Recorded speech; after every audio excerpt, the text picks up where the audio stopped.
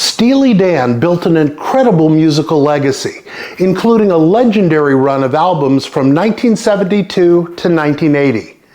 So why did they wrap such great music in such terrible cover art? I don't know, but today we're going to rank those album covers, and I do mean rank. Trust me on this, it's gonna get ugly. Hey there, Swan Shadow here. Welcome back to the nest. Steely Dan, epic music, atrocious album covers. Perhaps no other act in history had as consistent a run of excellence in songwriting, performance, and production, combined with an equally consistent pattern of inexplicably poor choices of cover art. It's a phenomenon that has never made sense to me, and I've been an avid Steely Dan fan since the 1970s. But just as we've ranked the songs of Steely Dan's classic period, as well as their studio albums, I thought it would be interesting to rank their album covers from worst to best. And I'm using that word best in the relative sense. So check your aesthetic sensibilities at the door, friend, and let's dive in. Coming in at number 9 is the cover of Countdown to Ecstasy, Steely Dan's second album released in 1973. The original cover painting was created by an artist named Dorothy White, who just happened to be the woman Donald Fagen was dating at the time. As hard as it is to imagine, apparently this cover was even worse originally, before the president of ABC Records, Jay Lasker, ordered it to be redrawn. The story goes that Fagen and Becker stole the original art from the record label during an argument over the final layout. Why anyone would have wanted the original art to this, I can't say. I mean, what is this even supposed to be? Aliens? Sunbathing?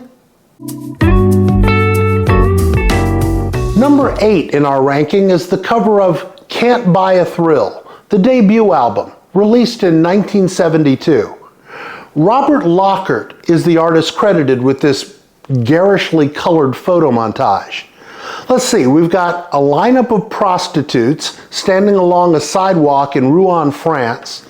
We've got some male bodybuilders and some ginormous lips, which makes this look like something that the Rolling Stones, a band perfectly capable of hideous cover art, by the way, might have thrown out. This cover was famously banned in Spain. The album was released there with a photo of the band on the cover instead. This, whatever this is not what you want for your worldwide premiere. Album cover number 7 is The Royal Scam, Steely Dan's 5th studio album, released in 1976. It's hard to tell what's even going on here. There's a guy in a suit sleeping on a bus stop bench, dreaming of skyscrapers with these bizarre animal heads on the top. Apparently what happened with this one is that Larry Zox, who was a well-known pop artist at the time, painted the skyscraper monster things for the cover of a Van Morrison album that never got released. So this painting was sitting around the label's art department when a designer named Ed Kareff suggested superimposing another piece of art that was lying around, a photograph of a homeless man taken in Boston by Charlie Gantz, to make this cover. Why that made sense is beyond me. In the liner notes for the 1999 remaster of The Royal Scam, Fagen and Becker famously called it the most hideous album cover of the 1970s, bar none, excepting maybe Can't Buy a Thrill. Album cover number 6 is Everything Must Go, the final Steely Dan studio album, released in 2003. It's a blurry photo of a street vendor peddling wristwatches.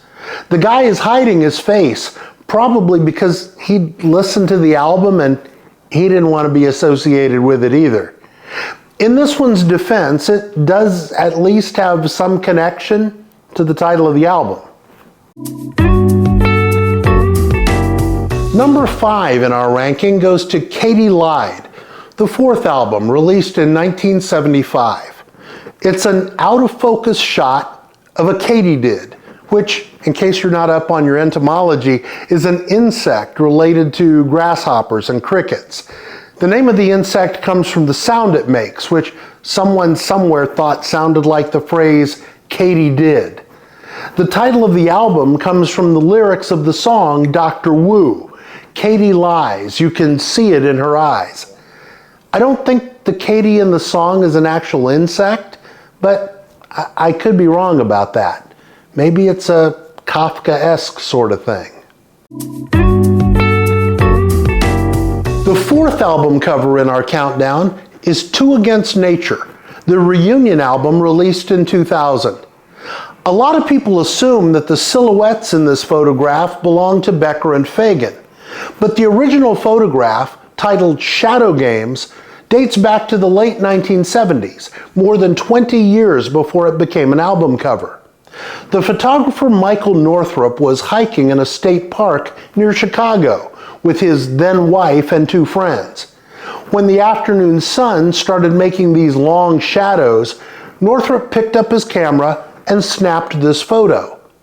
For the album cover, the black and white original photograph was cropped. The original includes the shadows of Northrop's 2 friends, so there were originally 4 shadows, and then it was hand-colored. It certainly ties into the title of the album, so points for that.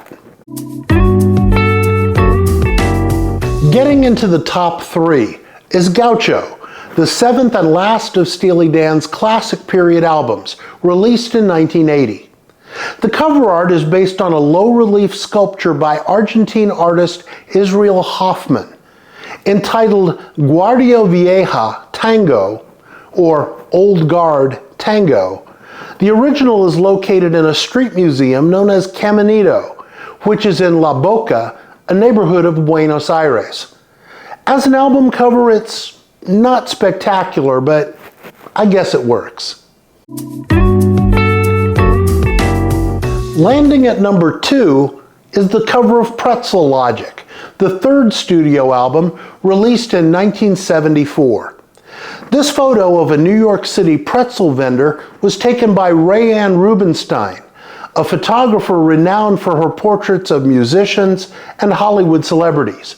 She took the photo on the west side of 5th Avenue and 79th Street, the entrance to Central Park called the Miners Gate. This one's actually a pretty cool street life photo, and it makes sense for the album title. It's always bugged me, though, that the guy misspelled the word pretzels on his sign. You know, if you can't spell it, you can't sell it. And what compounds the error is he actually does spell it correctly on the smaller sign down below. Did he just never notice that the 2 signs didn't match? How do you work that cart for every day for who knows how long and not see that and fix it? Coming in at number 1 in our ranking of Steely Dan cover art is Asia, the 6th studio album, released in 1977.